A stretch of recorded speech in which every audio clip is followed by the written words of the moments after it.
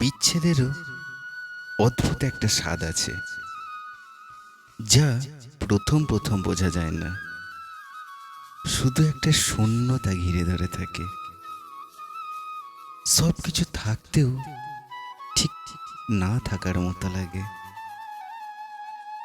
প্রথম দিকে মনে হয় তাকে ছাড়া একটুও থাকা যাবে না, কিন্তু পরে ধীরে ধীরে তা অভ্যাস হয়ে যায়।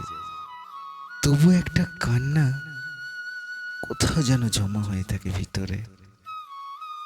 বিচ্ছেদের স্বাদ খুবই তিক্ত, তবু সেটাই জীবনের সবচেয়ে গভীর পাঠ। যে আপন ছিল, কে আপন ছিল না, সব বুঝিয়ে দেয় এই একটুখানি দূরত্বে।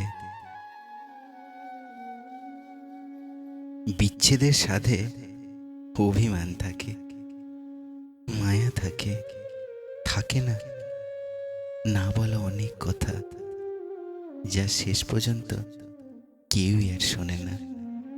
বিচ্ছেদ মানে সবসময় বিদায় বলা নয়। অনেক সময় মানুষ চুপচাপ সরে যায়, একদিন কথার জায়গায় নীরবতা বসে যায়, হাসির জায়গায় জমে ওঠে অচেনা অনেক দূরত্ব। তুমি বদলে গেছো, তবুও ধরে রেখেছিলাম এই সম্পর্কটা নিজের কাঁধে, নিঃশব্দে বোঝার মতো। তুমি চেয়েছিলে মুক্তি, আর আমি চেয়েছিলাম শুধু তোমায়। শেষমেশ সম্পর্কটা দাঁড়িয়েছিল দুজনের মাঝখানে।